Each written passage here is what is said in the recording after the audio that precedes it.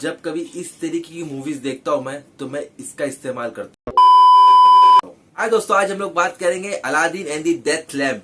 अब यार ये मूवी हिंदी में है और ये कहाँ मिलेगी वो मैं आपको इस वीडियो के एंड में बताता हूँ। लेकिन आज ये वीडियो स्पेशली मैं बना रहा हूँ आप लोगों के लिए और उन सभी लोगों के लिए जो अलादीन के बहुत बड़े फैन है, जैसे कि मैं।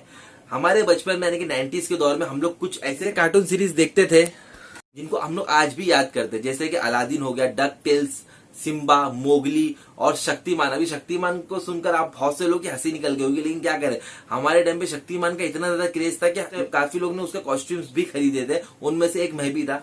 खैर, बात करेंगे हम लोग आज Aladdin and the death lamp की। तो देखिए, मैं यार अलादीन का इतना बड़ा फैन हूँ। मैंने अलादीन की कार्टून सीरीज देखा, मैंने अलादीन पर बनी एनीमे मूवी देखा, फिर मैंने अलादीन पर पिछले साल जो रिलीज हुई थी लाइव एक्शन मूवी डिज्नी की तरफ से, वो भी देखा। लेकिन यार ये मूवी क्या, मुझे पता नहीं, थोड़ी देर के लिए मैं खुद सोचने में पड़ गया, यार ये मूवी कब रिलीज हुई। फिर जब मैंने इस मूवी के बारे में बालोबात किया, फिर मैंने इसे डाउनलोड किया। मैं आपको बता रहा हूँ, मेरा इतनी हिम्मत नहीं कि इस तरीके की मूवी को मैं कहीं से परचेज करूँ।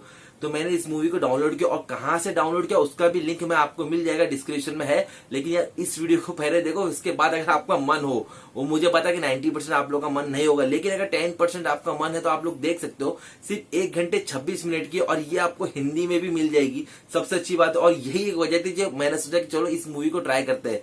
अब बात करेंगे इस मूवी की। कहानी शुरू होती है 3 जादूगरों से, किसी जादुई चीज से हमें लड़ते हुए नजर आते हैं, यानी कि पीछे बहुत सी नीली रोशनी जलती रहती है और हमें कोई भी शख्स नजर नहीं आता कि ये लोग लड़ किससे रहे।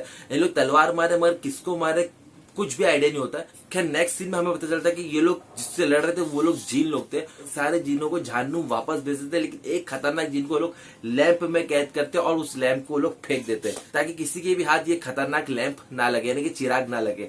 अब इस चीज को काफी साल हो चुके और अब प्रेजेंट डे में हमें नजर आता है अलादीन और उसका दोस्त लुका के गुफा में जा रहे हैं और वहां पर उन्हें एक मम्मी का मकबरा दिखता है। अब वो लोग उस गुफा में कैसे आए, क्यों आए, किसी को भी नहीं पता।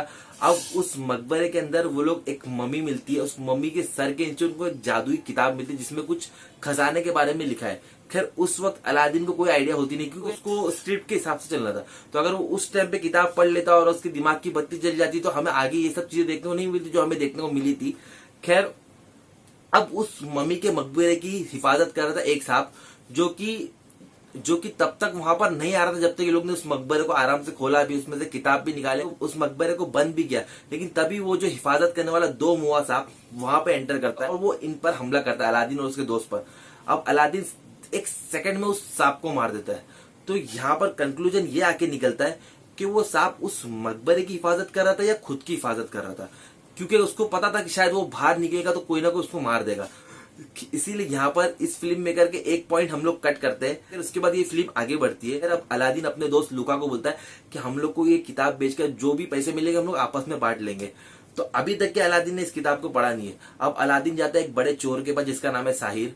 अब साहिर के कैरेक्टर को आप लोग अलादीन के अबिस्माल से कंपेयर कर सकते हो, हालांकि अबिस्माल का कैरेक्टर बहुत जबरदस्त था इसके मामले। खैर, अब अलादीन इसके पास जाता है और उसको ये किताब दिखाता है। तो साहिर बहुत चालाक होता है, शायद किताब पढ़ लेता और उसको बोलता है कि ठीक है, मैं तुमको 20 सोने के सिक्के इसके बदले दूंगा। तो अब स्क्रिप्ट के हिसाब से अलादीन की बत्ती जलती है और वो बोलता है कि नहीं, मैं तुम्हें किताब नहीं बेचूंगा, मैं ये किताब खुद पढ़ूंगा। अब अलादीन ने किताब पढ़ता है, उस किताब में क्या लिखा है इसको गौर से सुनो। इसमें लिखा है कि बादशाह मुस्तफा जिसके पास कीमती पत्थर थे जो कि वो देवताओं से खरीदता था। अब ये कौन से देवता थे जो लोगों को चीजें बेचते थे, ये मुझे पर्सनली नहीं मालूम। ये सिर्फ इसी फिल्म मेकर्स को या तो फिर इसके पीछे जितने भी राइटर है उन्हीं को पता होगा कि कौन से ऐसे देवता है जो पब्लिक को चीजें बेचते थे। ये यार, ये पहली बार मैंने अपनी लाइफ में कोई मूवी देखा जिसमें ये सब चीजें मुझे सुनने को मिली। खैर, अब इस किताब को अलादीन अपने अनाथ आश्रम लेके जाता है जहां पर वो रहता है। अब वहां पर उसकी मुलाकात जादूगर खलील से होती है जो कि अलादीन और लुका को बचपन से पालकर बड़ा किया है। अब जब उसको वो किताब दिखाता तो वो उसको बोलता है कि इस किताब को फेंक दे और इस किताब के बारे में फिर कभी याद तक नहीं करना। लेकिन अलादीन तो किसी की सुनेगा नहीं, क्योंकि स्क्रिप्ट के हिसाब से ये तय था कि अलादीन और उसका फ्रेंड और उसके कुछ लोग जाएंगे उस खजाने को ढूंढने के लिए। तो फिर चाहे खलील कुछ भी कर दे, अलादीन उसकी बात नहीं मानेगा और ऐसा ही होता है। और उसके बाद कहानी में क्या ट्विस्ट एंड टर्न्स आता है, क्या उनको बादशाह मुस्तफा के वो कीमती पत्थर मिलते हैं या नहीं मिलती है, उसके बजाय उनको एक लैंप मिलता है, ये सब कुछ जानने के लिए तो आपको ये मूवी देखनी पड़ेगी। लेकिन लोग बात करेंगे कि इस मूवी में और कौन सी छूतियां गिरी थी।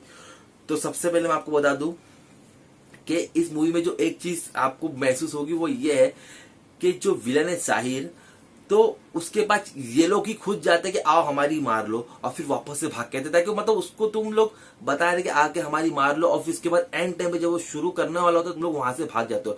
तो इसके लिए वो तुम्हारे पीछे आता, तुम्हारे लेने के लिए। तो यार अगर तुम्हें कुछ देना ही नहीं तो फिर उसके बाद जा क्यों रहो? ये चीज मुझे इस मूवी में समझ में नहीं आ रही थी। यानी कि ये स्क्रिप्ट ही ऐसी थी कि भाई विलन को तब तक पता नहीं चल रहा कि तुम लोग क्या कर रहे हो, जब तक तुम उसके पास खुद जाके ये नहीं बता रहे कि हम लोग नेक्स्ट स्टेप ये करने वाले हो। तो ये लगा इस फिल्म में अगर आप वीएफएक्स की बात करोगे तो यार ये चीज थोड़ी सी शॉकिंग है, क्योंकि मूवी के 60% वीएफएक्स आपको बहुत ही बंडल, बहुत ही बचकाने और ऐसा लगे कि बना उसको तो हाथ काट देना चाहिए, लेकिन 40% वाकई में इंप्रेसिव है, जो कि आपको ऐसा लगता है कि हाँ इसके नाम पे कुछ अच्छी चीज देखिए। तो इसलिए वीएफएक्स के मामले में हम लोग इनको यहाँ पर बख्श देंगे। उसके अलावा अगर मैं इस मूवी की आगे की कहानी की बात करूं तो कहानी ऐसी है, बस मानो कि अगर आप लोग टिकटॉक के कोई क्रिंज वीडियोस देख रहे हो और बैक टू बैक आपको ऐसे क्रिंजेस सीन्स देखने को मिल जाएंगे इस मूवी में। 1 घंटा 26 मिनट का जो टॉर्चर इस पूरी फिल्म के दौरान मैंने महसूस किया ना, वो वर्ड्स में एक्सप्रेस नहीं कर सकता। तो यहाँ पर जिस एक्टर ने यहाँ पर रोल पे किया अलादीन का, तो उसके गेटअप को देखकर सिर्फ ऐसे लग रहा था कि वो कोई अलादीन नहीं बल्कि वो किसी शिप का कोई मजदूर हो। कि इस मूवी की पर्टिकुलर एक चीज मुझे बहुत अच्छी लगी, वो ये है कि इस मूवी को एडल्ट लोग को नजर में रख के बनाया गया। यानी कि यहाँ पर आपको ऐसा बिल्कुल भी फील होगा नहीं कि ये बच्चों लोग को नजर में रख के बनाई गई है, टोटली एडल्ट लोगों के लिए बनाई गई है। इसका मतलब ये नहीं कि आपको एडल्ट सीन्स देखने को मिलेंगे, लेकिन ऐसा कुछ भी नहीं जो जिस वजह से आप उसको बचकाना कह सकते हो। तो मेरे हिसाब से तो ये टाइम वेस्ट है, लेकिन अगर आप लोगों के पास टाइम है, अगर आप लोग चाहते हो कि इस तरीके की मूवीज का भी एक्सपीरियंस लेना, तो आप लोग जरूर ले सकते हो। लेकिन हाँ, आप लोगों में से कितने लोगों को ये मूवी पसंद आ सकती है ये मैं आप लोगों को यहाँ पर बता नहीं सकता, लेकिन वो आप लोग मुझे कमेंट में बता सकते हो कि आपको ये मूवी कैसी लगी। अगर आप लोग अपनी लाइफ के 1 घंटा 26 मिनट देना चाहते हो तो डिस्क्रिप्शन में लिंक है, वहां से जाइए, इस मूवी को डाउनलोड कीजिए। और हाँ, कभी कभी कुछ इस तरीके की चीजें भी कर लेना चाहिए। तो अगर आप लोगों ने यहाँ तक इस वीडियो को देखा तो मैं आप लोगों से इतना ही कहना चाहूंगा कि मिलते हैं नेक्स्ट वीडियो में। Till then